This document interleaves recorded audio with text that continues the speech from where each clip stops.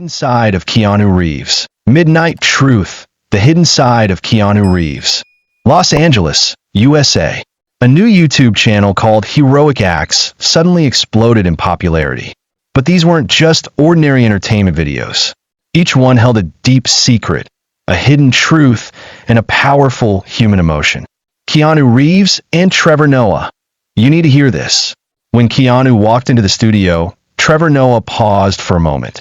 The cameras were rolling, but Trevor couldn't help himself. "Do you see yourself as just an actor? Or was someone hiding something deeper?" he asked. Keanu, calmer than ever, with eyes full of unspoken thoughts, responded, "I wasn't acting in those roles. My life itself was the role." That answer stunned Trevor. He immediately shifted the tone of the interview and asked Keanu to open up about his real life. Keanu began telling a story about a lost friend in Northern Europe and the mystery that followed during his search. "What I never told Sandra Bullock." A few days later, during a podcast with Sandra Bullock, Keanu suddenly brought up something unexpected. "Sandra, there's something I've kept from you," he said. Sandra, laughing at first, paused. "Keanu, you've always been mysterious. What is it?" He leaned closer to the mic. "I once saved your life, and you never knew." The room went silent. He explained that years ago, during a night shoot, Sandra had unknowingly been in danger, and Keanu quietly intervened. Sandra's eyes welled with tears. Live TV meltdown, the chef and the actor. On a live cooking show, Keanu was unexpectedly insulted by the head chef. "You're just an actor. You couldn't survive 5 minutes in a real kitchen," the chef mocked. Keanu looked at him and calmly replied, "You command a kitchen. I've survived life." The audience burst into applause. The chef fell silent. That moment became one of the most shared clips on YouTube history. Guitar strings and hidden tears. Keanu had learned to play guitar as a child. He was once invited to a talent show as a joke, to amuse the crowd. But instead, he poured his heart into the performance. The melody silenced the entire room. People came to laugh, but left in tears. The camera lingered on his face, eyes closed, a tear slipping down his cheek as he strummed each chord like it carried a story. The first time he spoke about his father. On Jimmy Kimmel's show, everything started off casually. But then Jimmy asked, "We've never heard you speak about your father." Keanu paused, and then quietly said, "Because I haven't forgiven him yet." Silence fell across the studio. Minutes passed before Keanu wiped his tears, stood up, and walked off the set. That video struck the world with raw emotion. Heroic Acts was no longer just a YouTube channel. It was a voice, a mirror showing not just fame, but humanity. And Keanu Reeves wasn't just a Hollywood name. He became a legend not because of his movies, but because of his heart. The phone call that changed everything. It was nearly midnight when Keanu's phone rang. He was alone in his Los Angeles apartment, sipping tea and going through an old photo album he hadn't touched in years. The screen flashed an unknown number. Normally, he would have ignored it, but something in his gut told him to answer. He picked up. "Mr. Reeves?" a nervous voice asked. "Yes. This is Detective Mason from the San Francisco Police Department. I'm sorry to call at this hour, but something came up during an old investigation. It involves your past." Keanu's fingers tightened around the mug. His voice lowered. "Go on." "There was a fire 17 years ago at a small cabin in the Redwood Forest. We now believe it wasn't an accident." Keanu froze. That fire, he remembered it all too well. It was supposed to be a peaceful weekend getaway with a childhood friend named Eli. But one night, the cabin burned to the ground. The investigation back then ruled it an accident. Eli was never found. Keanu had been pulled out. "I thought that case was closed," Keanu said quietly. The detective hesitated. A witness came forward, said they saw a man in the woods that night, watching the cabin burn. "We believe it was Eli's brother, who went missing just days later, and that this might have been a cover-up." Keanu's heart pounded. He stood up, the photo album dropping from his lap. His past wasn't just haunting him, it was returning with claws. "Why now?" he asked. "Why come to me?"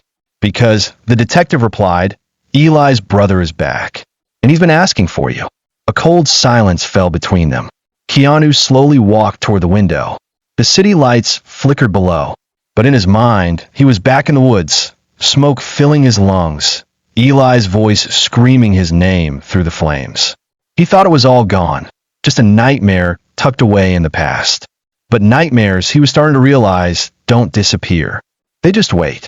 The call ended with one final sentence from Detective Mason. "We believe you were the real target, Mr. Reeves, and that he's not finished." Keanu put down the phone, opened a drawer, and pulled out an old journal labeled Redwood. Dust covered its cover, but inside were notes, sketches, and a single torn photo of Eli and Keanu standing side by side. He stared at the picture, then whispered to himself, "If this is the end of the past, then I'm ready to face it." And with that, the quiet man the world knew only from movie screens stepped back into the shadows of a mystery that was never truly solved. Return to Redwood. 2 days later, Keanu Reeves was on a quiet road, driving a black vintage motorcycle northbound toward Northern California. The further he rode, the more the city faded behind him, replaced by fog-drenched trees, winding mountain passes, and a silence that felt ancient. He hadn't been to the redwood forest in nearly 2 decades. The last time he did, it almost killed him. The road narrowed, turning into gravel. The GPS lost signal, but he didn't need it. His memory was sharper than ever. He remembered the bend where the tire had popped, the broken sign half swallowed by moss, the tree stump where Eli once carved their initials, K+E 1989. By the time he reached the forest edge, dusk had already started falling. Keanu parked the motorcycle beside a rusted gate. Beyond it, a trail led into the thick, misty woods. The same trail that led to the cabin, or what remained of it. He took a deep breath and stepped through. Each crunch of leaves beneath his boots echoed like a whisper from the past. The air smelled of pine, smoke, and old secrets. As he walked, the memories flooded back. Laughing with Eli, sitting around the fire, the music from their small cassette player, the night it all burned. Then he saw it. The cabin, or what was left of it. Charred beams stood like broken bones. The chimney was cracked but still upright. And in the ashes, something strange caught his eye. Fresh footprints. Not animal. Human. Keanu dropped to a crouch and touched the ground. The prints were recent, maybe a day old. Someone had been here, watching, waiting. A branch snapped behind him. He spun around, muscles tense. Nothing. But then, another sound. A low metallic creak. He turned his gaze toward what used to be the back of the cabin, and noticed something he hadn't seen before. A trapdoor, half hidden under the soot, covered by leaves. He stepped closer, heart pounding. The trapdoor had never been there when they built the cabin. He was sure of it.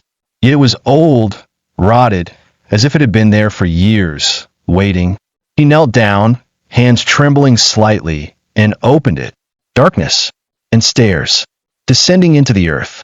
For a long moment, Keanu stared into the hole, a chill crawling up his spine.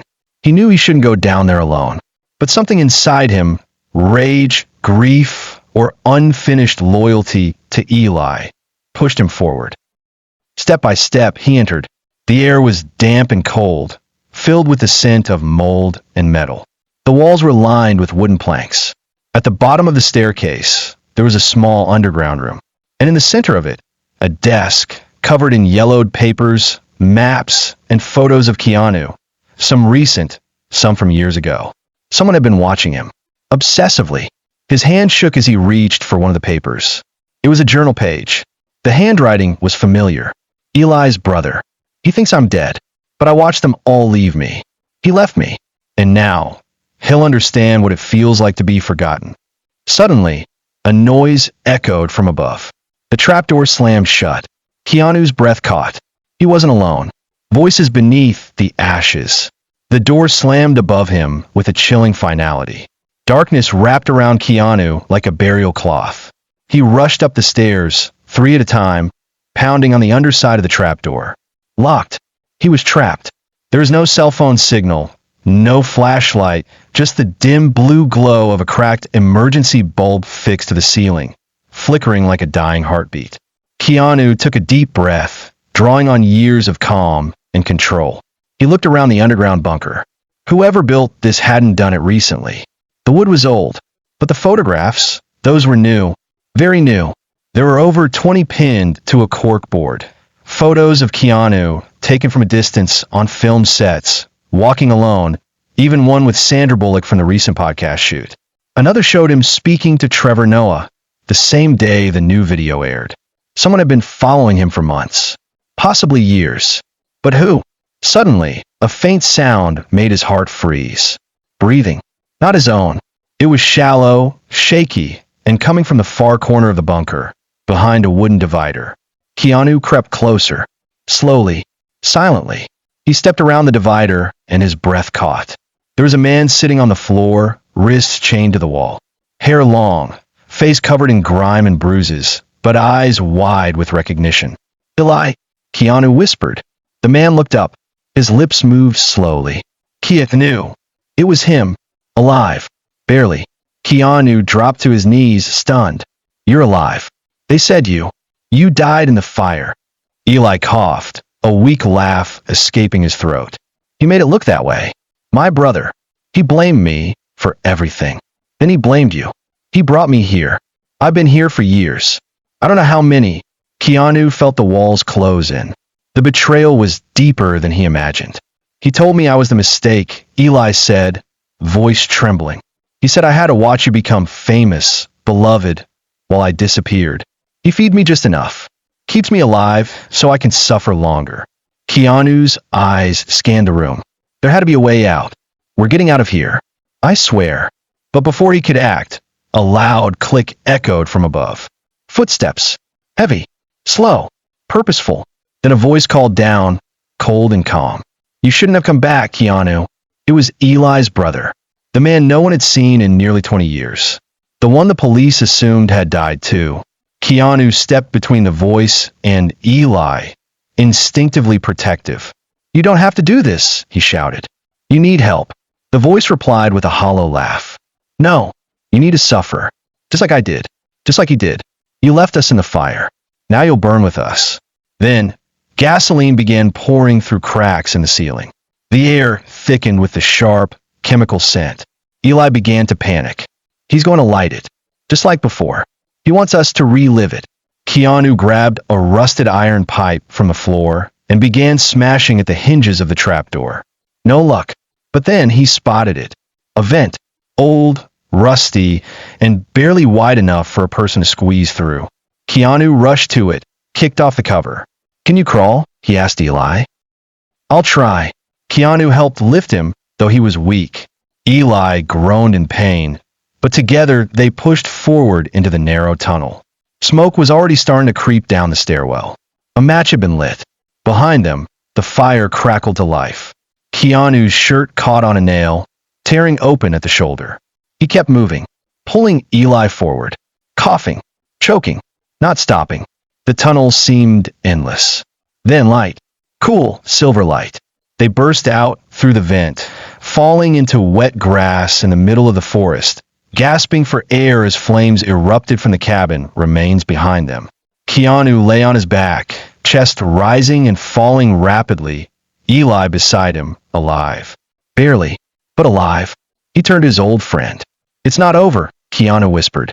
And in the shadows of the trees, watching them silently, a tall figure disappeared into the fog.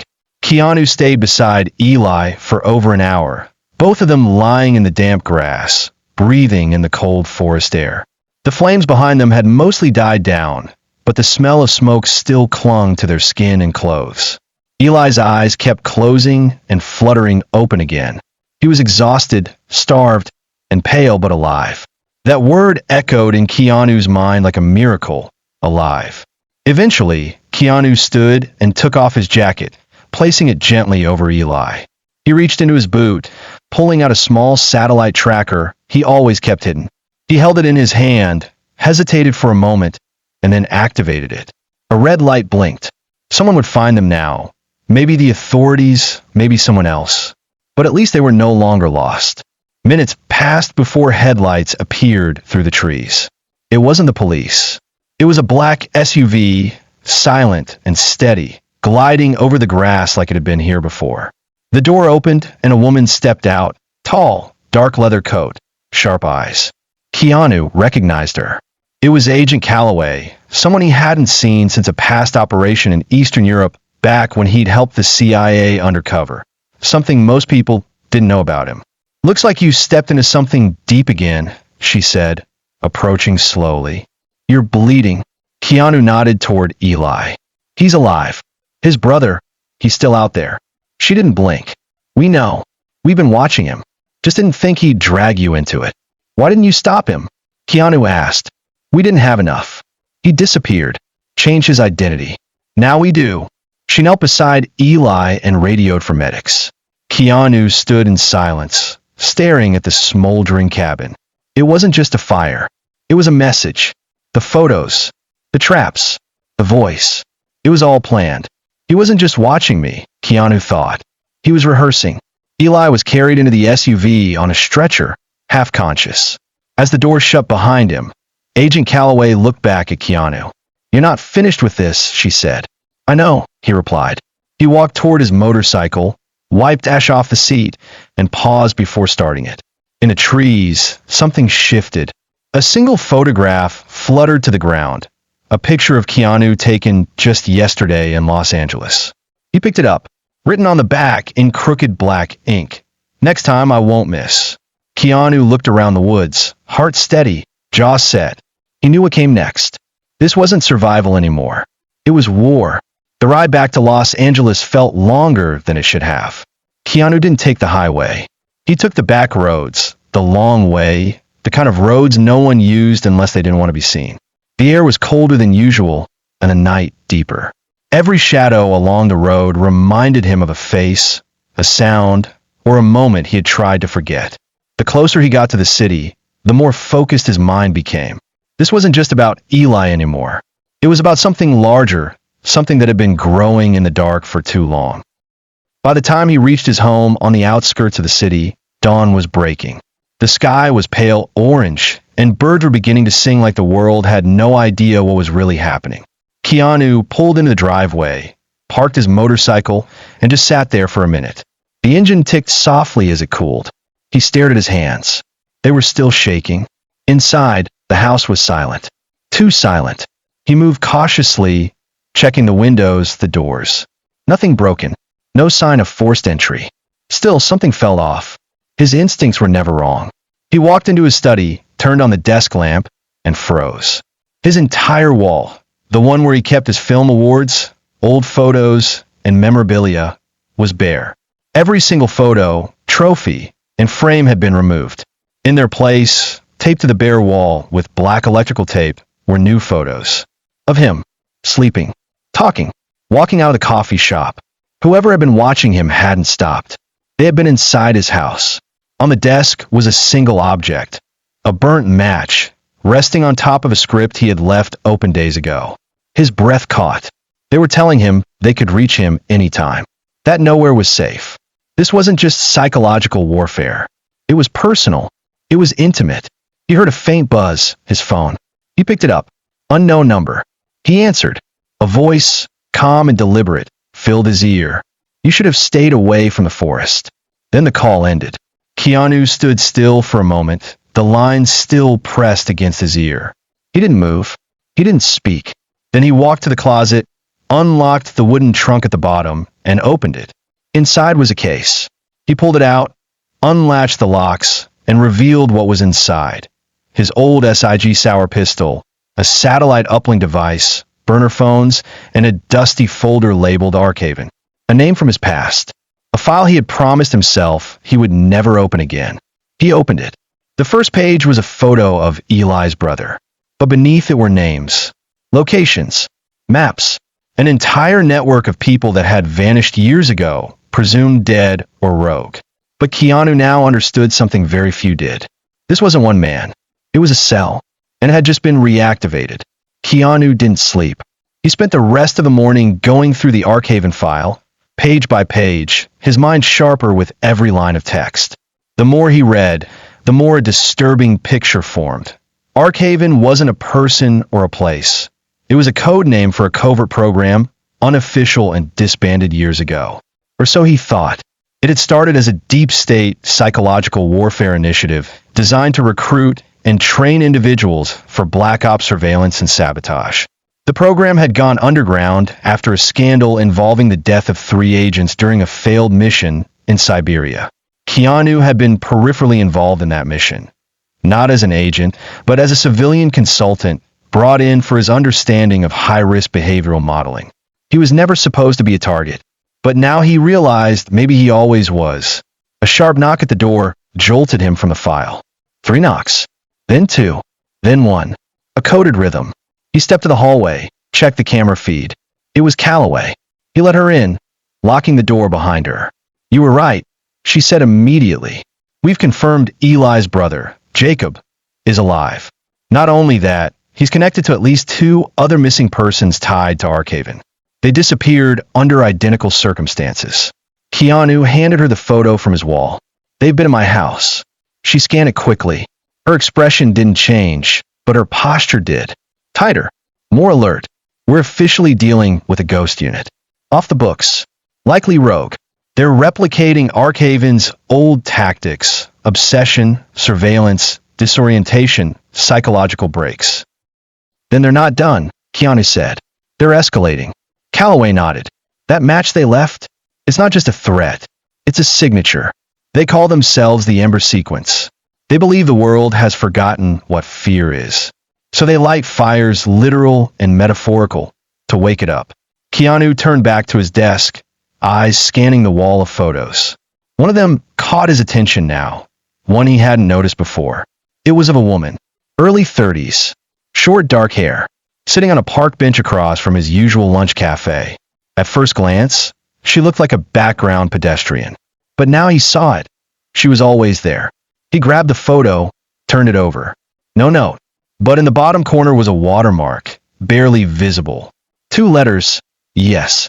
Ember Sequence. Calloway saw it too. "We need to find her." "Already on it," Keanu replied. "I'm not playing defense anymore." Calloway paused. "And if they come after you again?" He looked her in the eye. "Then I make them regret it." He loaded his weapon, slid the Arkaven folder into his backpack, and grabbed the keys to a car he hadn't driven in years. One that wasn't registered under his name. It was time to move, not react. The Ember Sequence had started this game in shadows. But Keanu Reeves was done hiding. The rain began falling just after midnight as Keanu parked the unregistered black Mustang outside an abandoned train yard on the edge of Pasadena. This place, once used as a switching hub in the 80s, had long since been forgotten, except by those who needed a place to vanish. According to the background Calloway had pulled from their limited intel, the woman in the photograph, codenamed Nora in Ember Sequence transmissions, had been spotted here 3 times over the past month. Keanu stepped out of the car, moving slowly through puddles and rusted rails. The cold air mixed with the metallic scent of old machinery and wet concrete. His senses were wide open, trained not by military boot camp, but by experience, on screen and off. Being hunted changes a man.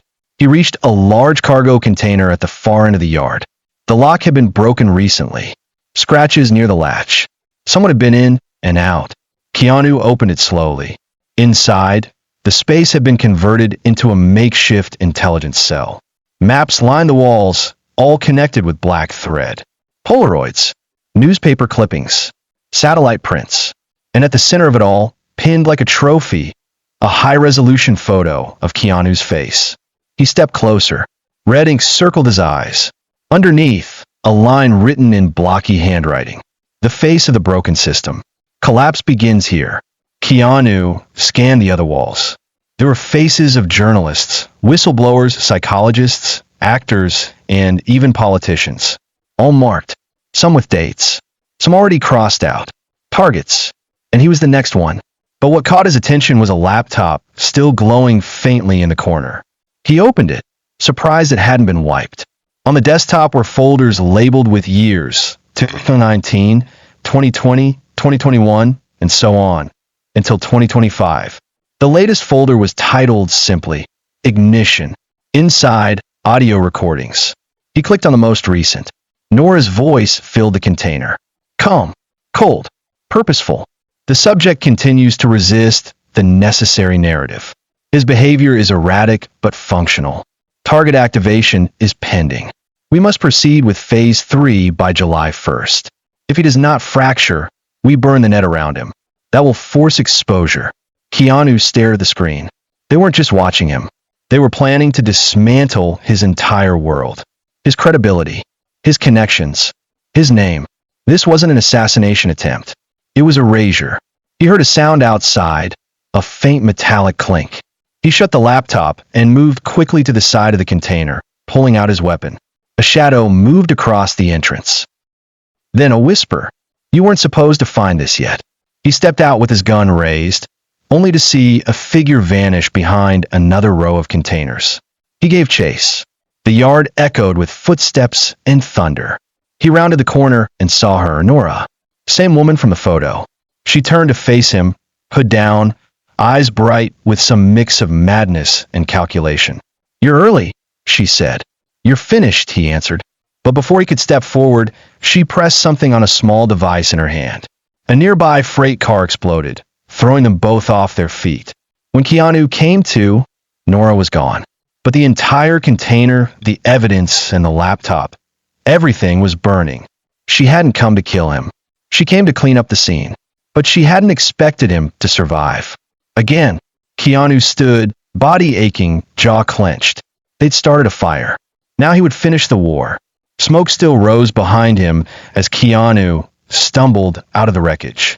His coat was scorched at the edges, and his left shoulder throbbed where shrapnel had sliced through. But his grip was steady. He didn't look back. There was nothing left to save in the container. The fire had done its job. The ember sequence was precise. They didn't leave trails. Every photo, every thread, every recording gone in seconds. Except what Keanu had seen and remembered. He climbed into the Mustang, wincing as he turned the ignition. Blood trickled from a cut above his brow, but he didn't stop to clean it. He had only one thing in his mind now. Find Nora before she disappeared again. He had less than 5 hours before sunrise, and only one place she might be. He sped through downtown LA, tires screeching as he took a hard turn on his 7th Street. An old contact, Marcus Ray, owned a private surveillance lab under an alias. Marcus was a digital ghost, a genius with networks, retired from the FBI after they tried to silence his research in a rogue intel cells. Keanu had helped him fake his death 6 years ago. Tonight, he needed him alive. Marcus opened the door before Keanu knocked, his sharp eyes immediately locking on the blood. You look like hell, Marcus muttered. I've been in hell, Keanu replied, and it's following me. Inside, the lab buzzed with humming monitors, red lights blinking across massive data towers. Keanu tossed a scorched USB drive onto the desk, the only thing he'd managed to grab from the container before the flames took over. The casing was damaged, but intact. You got this from Ember? Marcus asked quietly, putting on gloves. Keanu nodded. They're not a myth. They're a machine. A cell that never disbanded. Marcus plugged in the drive, fingers moving across the keyboard. Encrypted.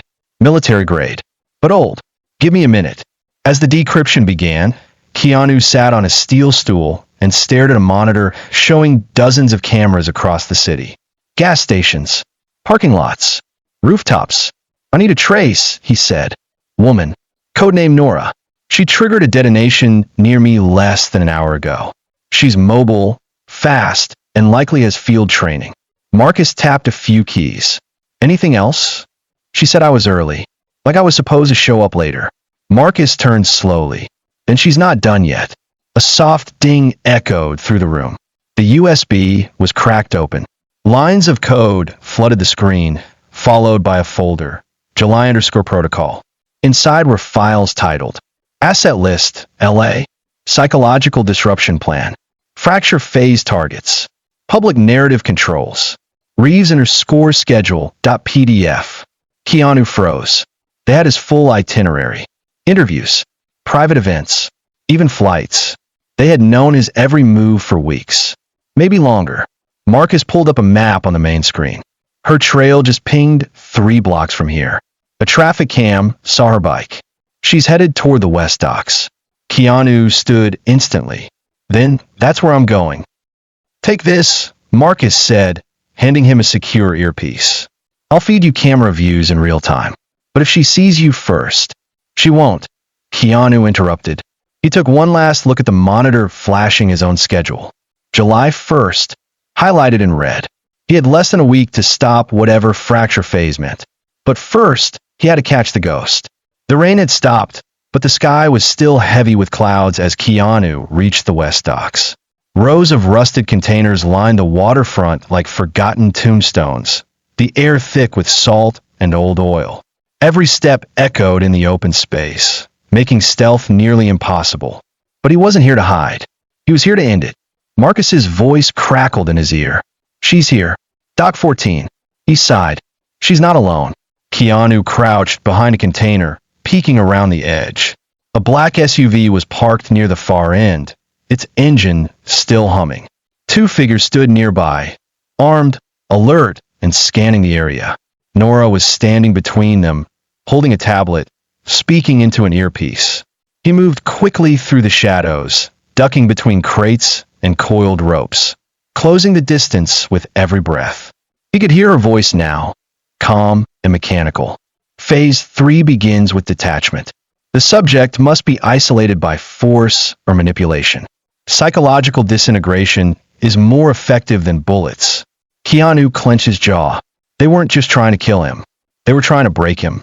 He moved into position behind a stack of shipping pallets, pulled out a small reflective shard from his coat, and angled it to see their faces. Nora. She looked younger than he expected. Not cold, focused, determined. She wasn't a mercenary. She believed in what she was doing. The others were faceless, masks on, holding suppressed rifles. Marcus whispered in his ear again. Backup's 20 minutes out. You'll be on your own. Not the first time, Keanu muttered. He pulled a smoke capsule from his boot and tossed it into the open, rolling toward the SUV. Instant fog. The guards reacted, stepping forward with weapons raised. Keanu moved. One sweep, silent and fast. He knocked the first guard to the ground, disarmed him before he hit the dirt, and turned just in time to dodge a bullet from the second. The shot missed, but gave away his position. Nora turned, surprised. She ran. Keanu didn't hesitate. He chased her between the containers, his boots slapping against metal and wood. She was fast, weaving through narrow gaps, using the terrain. But he knew this kind of maze. He used it in his training, in his roles, in his real life. She tried to climb a stack of crates, but he caught her by the coat and pulled her down hard. They fell together, hitting the ground with a thud. She rolled, reaching for a blade, but he was faster. He pinned her arm and held her in place, panting. Why me? He demanded. Why now? Nora didn't struggle. Her voice was steady, even as her lip bled. Because you're the perfect fracture point. Beloved. Trusted. Flawed. They won't see it coming. You fall, and the illusion crumbles with you. He stared into her eyes. No fear. Only belief. Then he heard a click. Not from her. From behind. A second gunman. He'd missed him. Keanu turned. A gunshot echoed across the dock. The man dropped. Nora's eyes widened. Not in fear. In calculation. She slipped a capsule from her sleeve and crushed it in her palm. Smoke. Dense, choking smoke. When it cleared, she was gone. But she'd left something behind. A USB drive. Keanu picked it up, his heart racing. On the side, etched in deep scratches, were two words. Fracture begins. He didn't know where she was going. But now he knew where it would end. The USB drive felt heavier than it should have. Keanu turned it over in his hand as he drove back through the city, headlights washing over rain-slicked streets. The words etched into the side, fracture begins, looped in his mind like a ticking clock. Whatever was coming, it had already been set in motion. Marcus was waiting when he returned to the underground lab. No words were exchanged, just a silent nod. Keanu placed the drive on the table, and Marcus went to work immediately. As the encryption layers began peeling back, Marcus muttered under his breath. Whoever built this wasn't just trying to hide secrets. They were daring us to look. The screen flickered. Dozens of folders loaded, but one opened automatically on its own. It was a video. Keanu stepped closer. The footage was grainy. Night vision. A hidden camera, likely a drone. It showed him Keanu sitting in a small restaurant in Venice Beach just 2 nights ago. He was laughing, smiling, talking to a waitress. From the angle, it was clear someone had been watching him from above. Then the footage cut to static. A second video began. This time, it was footage of Eli in the bunker, but not chained, talking. He was sitting calmly in front of a man whose face wasn't visible. The audio was faint, but just loud enough. Eli, I don't know how much longer I can pretend. He thinks I'm broken, that I don't remember. Unknown voice, good. Let him. The more he believes he's saving you, the less he'll see what's really happening. Keanu's blood ran cold. He stepped back, stunned. No, he whispered. That can't be real. Marcus froze the video, zooming in on Eli's expression. He's not broken, Marcus said. He's part of it. Keanu's world tilted. He had risked his life to save Eli, dragged him through fire, protected him from bullets, and all along, Eli had been playing him. But why? Marcus opened another file from the USB, Operation Gravity Fold. Inside was a project outline, dated months before Keanu ever entered the Redwood Forest. His name was listed on the front page. A psychological trigger profile had been built around him. Weaknesses, fears, childhood traumas, grief patterns. It was all there. This wasn't just about destroying Keanu. It was about using him, making him the center of a staged collapse, letting the world watch him fracture emotionally, mentally, socially, and then turning that fall into a message. Marcus turned to him. This is bigger than one cell. This is theater. They're not just targeting you, they're broadcasting you. Keanu stared at the screens. The Ember sequence had built a narrative, a performance, and he was the lead character, unknowingly acting in a production designed to erode public trust, trigger panic, and ignite division. One mistake on his part, one visible break, and they would unleash it all.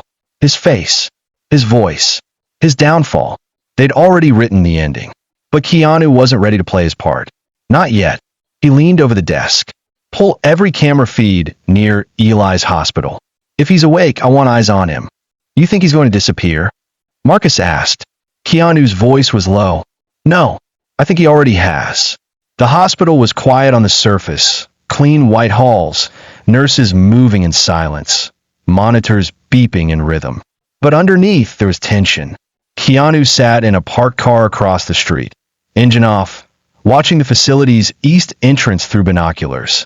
Marcus had tapped into the internal CCTV network and was streaming the footage to a tablet balanced on Keanu's knee.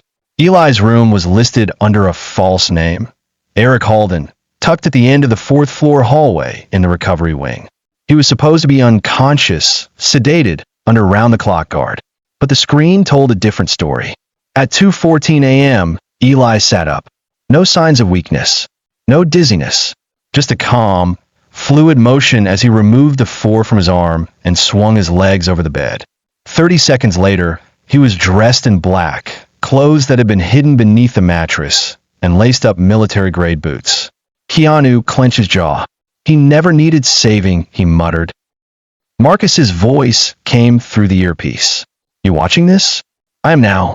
Eli moved to the corner of the room and removed the vent cover from the wall. Inside was a slim black bag. He unzipped it, revealing a phone, a pistol with a suppressor, and a single sheet of paper. He read the paper slowly, then burned it in the sink using a lighter. No hesitation. Keanu stepped out of the car, crossing the street calmly but purposefully. Inside, the front desk nurse didn't even look up as he passed, his baseball cap low, jacket collar raised. He knew this hospital's layout from a film shoot years ago. He took the service elevator, bypassed the main corridors, and made his way to the 4th floor. Marcus whispered through the earpiece again. He's leaving the room. North hallway. 30 seconds. Keanu moved quickly, pressing against a shadowed wall near the stairwell. He heard footsteps. Then he saw him. Eli. Alive. Whole. Intentional. Not the broken friend he had risked everything to rescue, but a ghost with a mission. Keanu waited until he passed, then followed, silent, precise. Eli reached the stairwell and began descending. At the 3rd floor, he paused and pulled out a phone. He sent a text. Keanu couldn't see to whom, but Marcus intercepted it instantly. One word. Ready. Keanu froze. The message wasn't for Nora. It was for the rest of the Ember sequence. The second team was about to move. Keanu whispered. Marcus, cross-check outgoing pings from that phone. Where's the signal being routed? Marcus clicked rapidly. It's bouncing. Paris, Stockholm, back to LA. Wait. I got a location. North Industrial District. Warehouse 17. Keanu turned to move, but hesitated. Eli had stopped one floor below.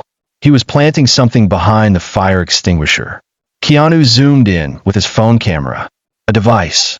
Round. Wired. With a blinking light. Not a bomb. A jammer. They weren't just extracting Eli. They were blacking out the hospital. Suddenly, Keanu's earpiece crackled and went dead. He was alone. No backup. No signal. And no more time. He turned the corner, just as Eli reached for the exit. Keanu called out. You could have told me the truth. Eli stopped. His voice came back, hollow and almost regretful. If I had, you wouldn't have followed the script. I still might not, Keanu said, stepping forward. Eli turned slowly, his eyes colder than Keanu remembered. You already have. The world's watching, Keanu. They don't want a truth. They want your fall. A long silence passed between them. Then Eli pulled the fire alarm, triggering chaos across the building, and vanished through the stairwell exit. Keanu ran after him, knowing the trap was closing, but for the first time, knowing who had built it, and why. The fire alarm howled through the hospital like a warning bell from a forgotten war. Red lights pulsed against white walls, and the once quiet recovery floor erupted into controlled chaos. Nurses ushered patients into safe zones, security guards scrambled towards stairwells, and overhead speakers barked robotic instructions. Please evacuate immediately. This is not a drill. But Keanu wasn't evacuating. He was descending. He sprinted down the emergency stairs, skipping 2 steps at a time, the sound of Eli's footsteps barely ahead of him. Steady, confident, unhurried. Eli knew the timing, knew the layout, knew the blind spots. Keanu hit the bottom floor just in time to see a side door slam shut near the ambulance bay. He burst through its seconds later into the alley, gun drawn, eyes searching, but Eli was gone. The alley was empty except for a still-running delivery van. Its back doors were open. Keanu approached it cautiously, weapon raised. The cargo bay was empty, no driver, no supplies, no equipment. Only a small black phone duct taped to the inside wall, its screen glowing with a countdown. 012. 011. Keanu backed away instinctively, expecting a detonation. But instead, the screen went black, then showed a video feed. Nora. She was standing inside a dimly lit warehouse. Concrete floors, steel pillars, a wall of television monitors behind her. On each screen was him. Live footage from old films, public appearances, interviews, talk shows. But they had been edited, spliced, distorted. He looked unstable, erratic, violent. Nora's voice was calm and clear. This is your legacy, Keanu. Carefully constructed, lovingly dismantled. He stared at the screen, jaw locked. You're not just a symbol, she continued. You're a pressure point, a test. If they believe you can break, they'll believe anyone can. Keanu stepped back, phone still watching him. Why me? He asked out loud. Why not someone with real power? Nora smiled faintly on the screen. Because real power is trust. And the people trust you. A new feed replaced the others, a live stream dashboard. Already prepared. Already public. It had a title, The Fall of a Hero. Beneath it, a ticking number of viewers. 1,204. And climbing. Keanu's face was centered on the screen, real time from a hidden camera mounted in the alley. He was live. They were broadcasting him now. Every move. Every breath. They wanted to catch his breaking point on camera. Not an act. A real collapse. Rage. Violence. Anything that could be twisted into a narrative. His hands tightened, but he didn't panic. He turned to the camera and spoke directly to it. You want a show? He said, voice low and steady. You'll get one. He pulled out the black USB Nora had left at the docks. The one Marcus had decrypted earlier. Then he crushed it under his boot. A hard stomp. Sparks. Gone. The live stream blinked. Viewers started commenting. What did he destroy? Was that evidence? Is he hiding something? Keanu knew the questions were designed. Seated. But now he had flipped the script. He wasn't just reacting.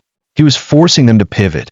Because if they had spent years building a story about his collapse, then he would spend days making them chase him. He turned and disappeared into the alley's far end. The broadcast continued, but their lead actor had just walked off the stage. And now he would write his own ending. The sun rose slowly over Los Angeles, casting golden light across skyscrapers, studio lots, and streets already humming with morning traffic. But Keanu was nowhere near the surface. He was underground, literally, standing in a forgotten tunnel system beneath the city once used for electrical maintenance and military routing during the Cold War. It was damp, low-ceilinged, and crawling with history. This was where Marcus had directed him. The Ember sequence didn't just control information above ground. They had roots beneath it, and Keanu needed a place they wouldn't expect, a ghost zone, off-grid, unconnected to satellite networks. If he was going to strike back, this was where it would start. Marcus's voice broke through his new earpiece, clearer now with hardwired connection. They've taken the bait. Your broadcast clip is everywhere. Edited, twisted, overdubbed. You're trending in 5 languages. Hashtags calling you unstable, delusional, dangerous. Perfect, Keanu muttered. He approached a steel hatch, pried it open with effort, and stepped into a narrow control room lined with ancient monitors, most dark, a few flickering with static. Marcus had already started rerouting surveillance footage through hidden city feeds. Soon, they'd be able to watch the Ember sequence as easily as they had watched him.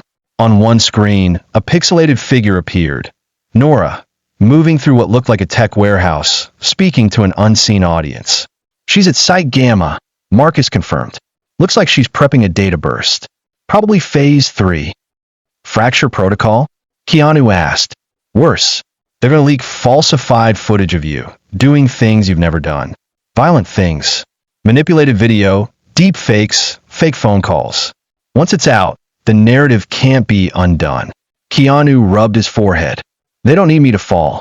They just need the world to believe I did. Exactly. Keanu turned to another terminal and pulled up the Ember files Marcus had recovered before the dock fire. There was one encrypted folder they hadn't opened yet. It was labeled Lantern.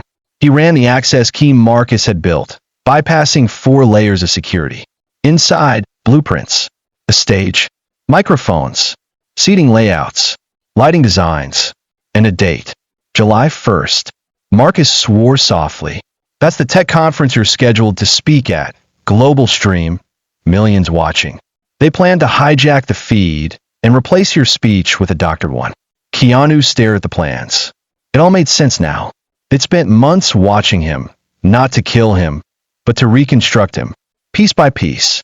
So when they released the digital version of him, angry, radical, paranoid, people would believe it. Because they'd been primed. I have to be there, Keanu said. Marcus hesitated. You step on that stage and you walk straight into their trap. Good, Keanu said. Let them think it worked. Let them believe they've won. Marcus paused. What are you planning? Keanu picked up the folder labeled Archaven, pulled out a burner tablet, and began building a counter-protocol, a digital truth bomb. Not just to prove his innocence, but to expose the Ember sequence to the world. He smiled faintly as he typed. If they want a fracture, he said, I'll give them one. But it won't be mine. July 1st was just 4 days away. The city around Keanu kept moving, oblivious. Billboards still showed his face.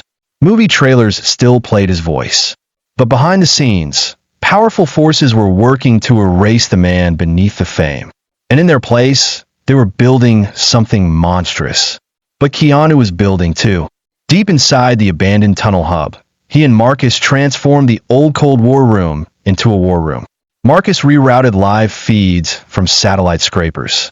Keanu worked with 3 burner devices, splicing together a counter-narrative using files he had pulled from the destroyed Ember servers and matching them with verified timestamps and GPS trails. Proof. Dates. Faces. Secret meetings. The infrastructure of a psychological attack designed to start with him and spread to others. But he needed one final piece. Someone on the inside. Someone who could speak for Ember.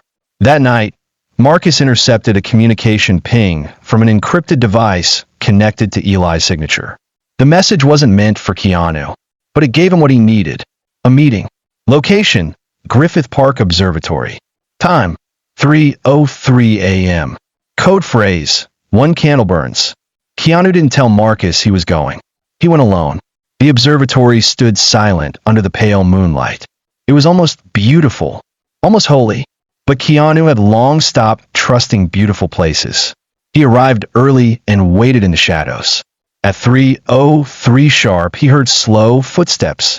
A man in a black jacket and gray gloves walked toward the telescope platform. He looked over the city for a long time before finally speaking. 1 candle burns, he said softly. Keanu stepped out from the shadows. But it burns twice as fast. The man turned slowly. Not Eli. Someone older. A face Keanu vaguely remembered. One of the Arcaven hands. Keanu didn't blink. You're scared. The man smiled faintly. We're methodical. Not fearful. There's no going back, Keanu. Ember has agents in newsrooms, labs, boardrooms. This isn't about breaking you. You're scared. The man smiled faintly. We're methodical. Not fearful. There's no going back, Keanu. Ember has agents in newsrooms, labs, boardrooms. This isn't about breaking you. It's about breaking trust. I'm not your message, Keanu said. You never were. You're the envelope. He turned to walk away. Keanu stepped forward. Tell me, Eli, was it real? Any of it? The man paused, back still turned. He volunteered. The trauma was real. The friendship was real. That's what made it work. Then he disappeared into the dark trees. Keanu stood alone, wind blowing hard against the observatory dome. He understood now. Ember wasn't just targeting him. They were using the truth to build a lie. And unless he did something extraordinary, they would succeed. As he walked back toward his car, his phone buzzed. A message from Marcus. Nora spotted. Studio District. She's making a move. Keanu didn't answer. He was already running. Keanu sprinted down the hillside, gravel crunching beneath his boots, lungs burning as he cut across the empty parking lot. The night air felt colder now, sharpened by what he'd just heard. Every part of the puzzle was snapping into place. His fall wasn't the story. It was the trigger. His downfall would set off a chain reaction, dismantling trust not just in him, but in every public figure people once believed in. And they were nearly ready to launch. He reached his car, threw it into gear, and tore through the empty streets toward the studio district. Marcus's last message had been short, but enough. Nora had surfaced. She was on the move. That meant she was either relocating the data servers or preparing the final upload. Keanu called Marcus on the secure line. Where? A pause. Studio Row. Lot 6. Old editing bay they converted into a staging bunker. She's not alone. I don't care. You should. We intercepted thermal signatures. Heavy presence. Looks like a full strike team. They're expecting a fight. Keanu pressed harder on the gas. Then give them one. 15 minutes later, he reached the outskirts of the lot. The gates were locked, but the back fence had a breach, cut clean, likely used for covert entry. He parked in the alley, checked the pistol under his coat, and slipped through. The building was dimly lit. A single camera rotated above the service door. He timed it, then moved fast, slipping inside. The air smelled like ozone and hot electronics. He kept low. Inside the editing bay, Nora stood in front of a massive wall of screens, most of them flickering with footage that looked eerily familiar. One showed Keanu pacing a room, clearly distressed. Another showed him yelling into a phone. But none of it had ever happened. They were crafted scenes, deep fakes so good they could convince even those closest to him. Nora didn't flinch when he stepped from the shadows. I was wondering when you'd get here. You're late, Keanu said. She smiled. No, I'm right on time. He saw her hand moving toward a tablet on the control table. He raised his gun. I wouldn't, he said. She froze. Even if you shoot me, it's done. Everything goes live in 4 hours. You can't stop it. I'm not here to stop it, he said quietly. I'm here to replace it. Her smile wavered. What? Marcus's voice came through her headset. System breach. External override initiated. Backup servers being rerouted. Keanu stepped closer. We let you think we were running. We weren't. We were watching. Every node, every upload path. And now we're in. The screens behind her flickered. One by one, the fakes vanished, replaced by footage of Ember meetings, black site training, the manipulation logs, and confessions from operatives. The truth. Nora lunged. Keanu grabbed her arm, twisted, pinned her against the console. She struggled, but he didn't let go.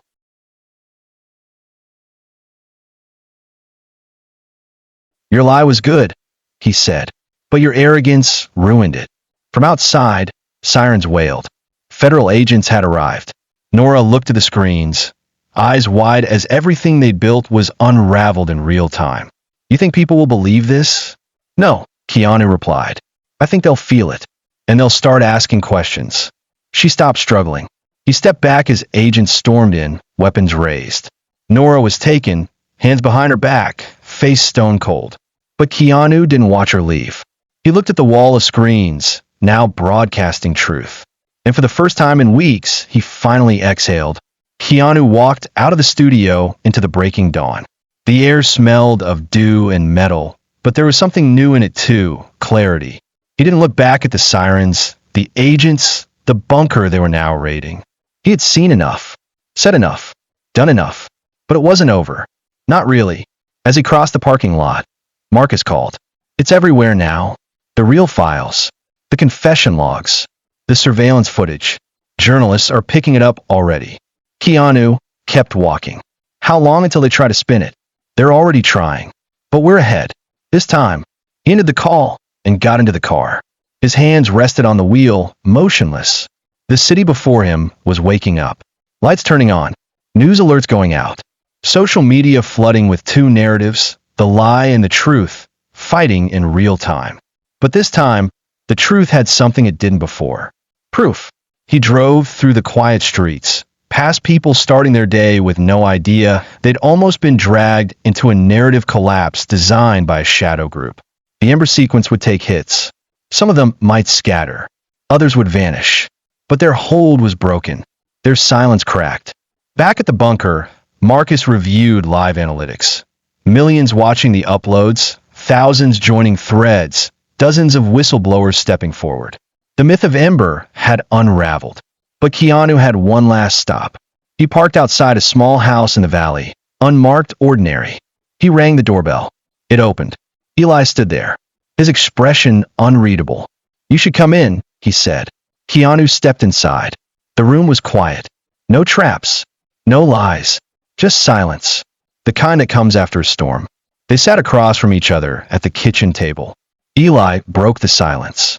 They promised me peace. They said if I helped you fall, they'd disappear forever. I'd finally be free. You believe them? I wanted to. Keanu nodded slowly. I don't hate you, he said. But I'll never trust you again. Eli looked down. I know. Keanu stood. The world will forgive me. Or it won't. But I'm still here. He walked to the door. Goodbye, Eli. Outside, the sun was higher now, shining warm on his face. He didn't know what tomorrow would look like. But for the first time in a long while, he wasn't running from the truth. He was walking straight through it.